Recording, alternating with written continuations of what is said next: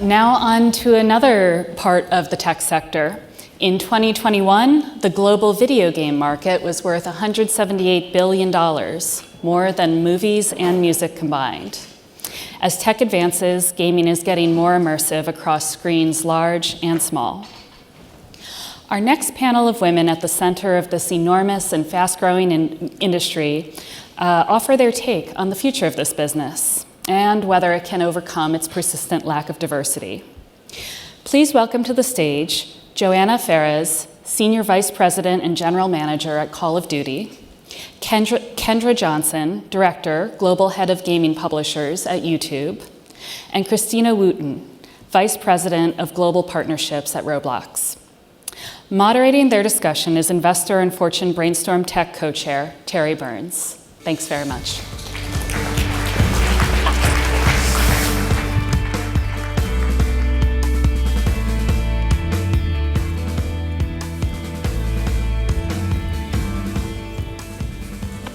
Hello, hello, welcome everyone. Let's talk about gaming. We might have some gamers in the room here, maybe not, and so I figured we can just kick off today's panel by level setting on the status of the gaming industry.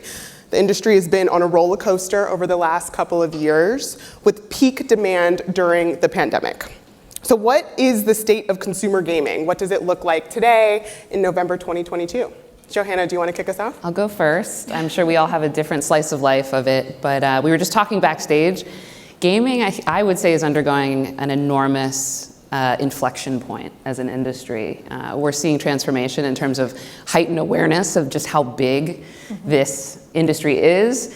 Whether you know it or not, you probably are a gamer, or you know a gamer, or you're related to a gamer. The world is gaming. They're just figuring out what franchise or IP, as you'll often hear us say, they prefer. And especially with the emergence of gaming on every platform you can imagine. On your phone, if you own a console at home, if you have a PC. Gaming is sort of the new medium for how we talk about entertainment and how we talk about commercialization, frankly. So just from a business standpoint and from a brand and consumption standpoint in terms of the zeitgeist moving towards entertainment as modern media, I would say that gaming is sort of at the forefront of that, and we're starting to see people understand it in a bigger way, whereas when I first joined even 4 years ago into the industry, the awareness was much lower. So I would go with transformation as the buzzword right now. I love it. I think transformation is a really good way to think about it. And also coming out of the pandemic, when we think about how our lives were transformed, when I looked at how my children and my friends stayed in touch, it was through gaming, right? They were able to connect with their friends that they could not see in person through multiplayer games, through chat rooms, they were still able to play. And that power of video games to connect people around an entertainment medium that is very participatory and interactive, I think will continue to transform our industry, which I think is really exciting. And it truly is becoming the main form of entertainment for our Gen Zers out there. And when we look at to date, it is the biggest source of revenue across all forms of entertainment. Sort of everything outside of gaming added up is still smaller than the revenue generated by the video game industry, which is a pretty phenomenal statistic for something that still feels under the radar. So I'm really excited about where this next generation will continue to transform our business. Yeah, that's so right. I think about this new category that's emerging out of gaming, which we call co-experience. So on Roblox, if anybody's heard of Roblox, a lot of people think of it as a gaming platform, but really it's a 3D immersive social platform that brings people together from all over the world so that they can do things together. So just like you're talking about, especially during the pandemic when you can't be together in the physical world, you can still connect with one another and socialize and actually feel like you're together. And I think that that's what's so important about gaming platforms or immersive platforms that are bringing people together, making them feel still like they were there. They were able to socialize and connect, and they felt joy. And on our platform, we really think of it as the future iteration of the internet, where people are not only reading an article or watching a video or clicking on something, but they're really jumping into that experience. And they're doing things together with other people whether or not they could do it in the physical world together. And we're really seeing our audience start to grow, as more and more people are seeing this as a place where they can come together from around the world and do things. So our demographic has definitely evolved, where now it's over 54% is over 13 plus, and our fastest growing demographic is 17 to 24. And we're seeing over 58 million people coming to our platform every single day to do just this, be together, socialize, and connect. I want to spend some time talking about each of your various companies, platforms, games that you work on. I am going to give an opportunity for folks in the audience to ask questions, so start to get those ready. Johanna, I want to start with you. Call of Duty has been the #1 selling console gaming franchise in the US for the last 14 years. So the world of gaming today looks much different than 14 years ago. I'm curious to know from you, what's keeping you up at night? What are the challenges that are presenting themselves today versus what might have been present 14 years ago? I would say the thing that keeps me up at night is just how much we have going on in our own content platform and pipeline right now. We're actually sitting on the eve of our second biggest launch in entertainment. Tomorrow we're launching Warzone 2.0, which probably flies over many heads in the room, but it is a huge moment. You never know. But we're 2 weeks out from having launched an annual release. Call of Duty is famous for coming very big in the fourth quarter of every year with a major release of new content. 2 weeks ago, on October 28th, we launched Modern Warfare 2. It was the biggest opening launch in franchise history. It was by far the biggest entertainment launch when you compare it to Top Gun, or you compare it to other, sort of headline stories. And why I say that is not to be bombastic, it's actually to talk about what keeps us up at night. Is now we've got so many different consumers, to the tune of 125 million plus people in Warzone alone, which is just one way to play Call of Duty all over the world. They're sitting there expecting a top tier experience day in and day out, to Christina's point, hour by hour. I mean, this thing is live, it doesn't shut down, and you're managing it constantly as a business and as a consumer platform. So when we're releasing what we did two weeks ago, and then we've got what we're going to unleash to the world tomorrow, and then we've got more coming in the pipeline for just Warzone on mobile, meaning mobile gaming has a different sort of construct, but you can play Call of Duty there. Those three things alone are what we've talked about as architecting this very bold new future for the Call of Duty franchise as we know it, because it now is going to meet you where you are on the platform of your choice. In addition to the cultural sort of zeitgeist, again, the conversations that we occupy across celebrity culture or sports culture, or the Kansas City Chiefs, when they're not playing, they're talking about how they're spending their bye weekend playing Call of Duty. That's real, but we have to manage those types of things like any mega franchise, but it never stops. So I'm up all night because the developers are up all night, and my team's up all night, and we've got a lot to do, and we've got to do it at a world-class level. Absolutely. I don't know how one sleeps managing all of that. So sounds like a lot keeps you up at night. Christina, I kind of want to go back to what you were saying earlier about how the platform Roblox, the perception and the reach has shifted over time. It sort of moved from just this gaming experience to this broader category of co-experience where people connect and they share in this sort of 3D space. Can you explain how that shift has happened and what the implications of it are? Yeah, so when I started working with the company over 10 years ago, which is really crazy to think back of how much has changed over 10 years, it really did start as more of a gaming platform for younger audiences. And then as the tools and technology evolved and there's more hyper realistic and high fidelity experiences and more content that feels like it's for everyone, not only did the audience grow with the platform, but then they invited their friends, and we see a lot of new users, especially in this 13 plus demo, who are coming to the platform to do things together. And we're seeing experiences like, virtual concerts. You can feel like you're in the front row of a fashion show, a virtual fashion show, no matter where you are in the world. So you don't have to be in New York for New York Fashion Week anymore. And we're having Elton John on our platform, where when you ask about the why, why do these partners come to our platform and dig into the purpose, it's really beautiful. So Elton John, he was the rock star of self-expression. He really expressed himself before he was even maybe cool to do that. And our audience, they feel like you can be anybody that you want to be on Roblox. You have your online identity, you express yourself through digital fashion. And so Elton John, when he came onto the platform, he really launched this iconic fashion on the platform, but also his music. And so people can feel like they're experiencing it together. And then we had an immersive watch party for Stranger Things. where you're watching the episode and it's in 2D, and then that's influencing your environment in 3D. And this is where people are coming together to experience entertainment, experience sports, music, co-create fashion together. So a lot of this is evolving, and as the technology and tools are available to our amazing community of developers, that's when we're going to keep seeing amazing content every single day. So just like John is saying, you're up all day, all night, just watching new content coming to the platform where people feel like it's for them. Absolutely. Kendra, you were at Disney, and then you were at Twitch, and now you're at YouTube. I'm curious to hear from you. What is your perspective on the impact of esports and live streaming on the gaming industry, and how has it impacted the industry at large?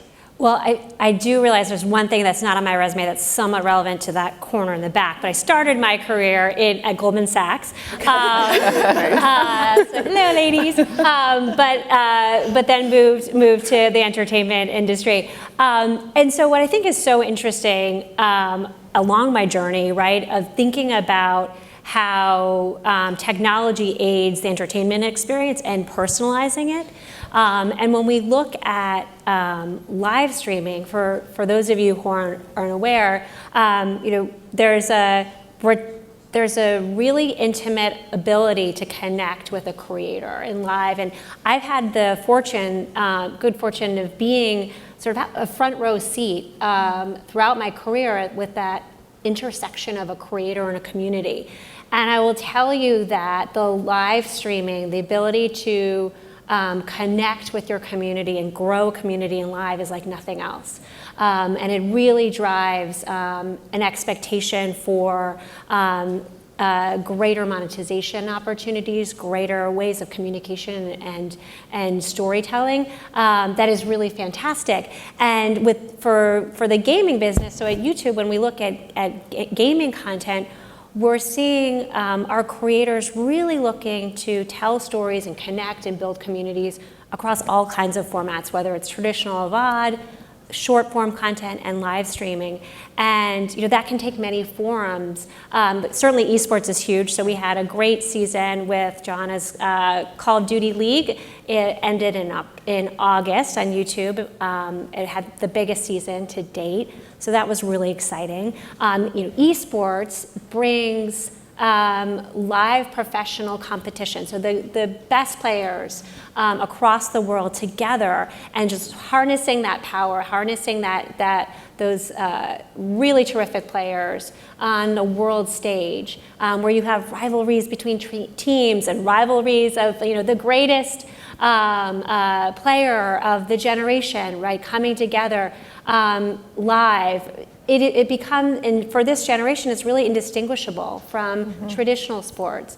But where we see, I think what's interesting about live streaming is how this generation is taking the consumption of live esports to a different dimension is through creators. Like, we're seeing retired pros, not just behind a desk as in traditional sports, but running the desk, co-streaming the esports content, telling the story through their lens. And we're seeing growth in esports coming from the popularity of the games, but also from that dynamic of creators bringing their community into the competitive.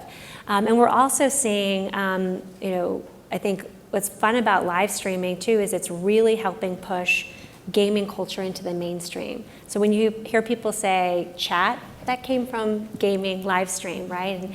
And we have really fantastic creators who are bringing their community with them and exploring and experiencing new games.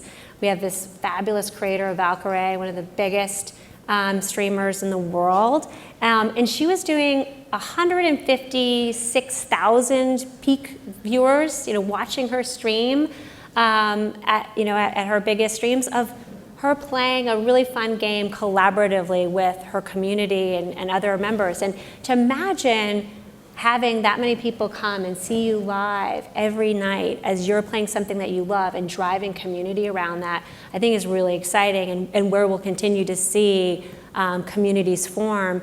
And then for those of you who have FOMO because you couldn't watch it live, there's a VOD, right? And it enables sort of the extension of that experience and quite frankly, the game experience, right? These are people watching their favorite creators play the new DMV map last week. We had one of the biggest days on YouTube because new content from Johanna's game came out, and people wanted to see it through the eyes of a creator that was really meaningful to them. Participate in it by being able to watch. I'm really glad that you used the word community. I think that digital communities in particular is kind of a buzzword that can be thrown around a lot, but I think that gaming in particular in many ways has been the epicenter of digital communities for a really long time.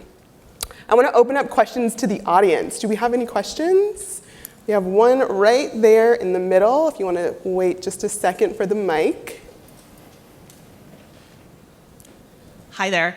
My name is Stevie Case, and this is a very relevant panel for me. I was actually the first female pro gamer in the world. Woo! Hello. So very passionate. We should have you up here. I would love to talk to all of you. This is, and not to date myself, but in the late 90s, it's how long ago this started. And Quake was my game. So Hey, there you go. Nice. Shooters. So I am a huge believer in what you're saying about building community. I owe my career. I'm a CRO at a tech company now. I would not be here if I didn't start in gaming. And I've got friendships, and just so much of the fabric of my life was built around that. But I did leave gaming because of some of the toxic nature of what happens inside the industry and to women online. I actually told my story 2 weeks ago to Vanity Fair, and there's some of it in there. So huge respect to you all, because I think it's a hard industry to work in as a woman. What do you see for the future of women and gaming, and what can we do to make it more hospitable? Because it's such an incredible way to connect. Yeah, I would say, first of all, so cool. I can't wait to talk more at dinner. And what I'd say is, it's funny. I think hearing your story kind of resonates a little bit with me, which is like, I had a Game Boy, I had an Atari, I loved it. And then I came out of college, and all of a sudden gaming was just for men. I was like, wait, what just happened? I can't say I'm a gamer. And then I was like, ooh, do I want to claim that? And what I think is really, I think we're at a transformational point because of the ubiquity and the access of games across so many surfaces and platforms, and available to so many people around the world. And so that as you move from the device that everybody carries with them every day is a mobile device, and it is a fully blown gaming computer. It's enabling more people to play games, more games to be created, so that you don't, it's not a shooter or a MOBA dominated world. The biggest games from a revenue perspective in certain charts, right, are more casual games where people are having fun and feeling connected to the gaming content. So I think, as we build out more surfaces and more accessibility for games, we'll start to see the heft of the community change, right, by more women, by more girls being, gaming is just a part of life. So I'm very, optimistic of that. And sort of at Google and YouTube, building for access is core to our culture and our mission. And we spend a lot of time thinking about making sure our games and our approach to gaming is truly accessible for some of those reasons you mentioned. Just one build as well. I mean, you're exactly right. And also, hats off to you, amazing. Even at the Activision Blizzard level and at the Call of Duty level, it's M for mature, but to your point, I couldn't agree more with where Kendra's going.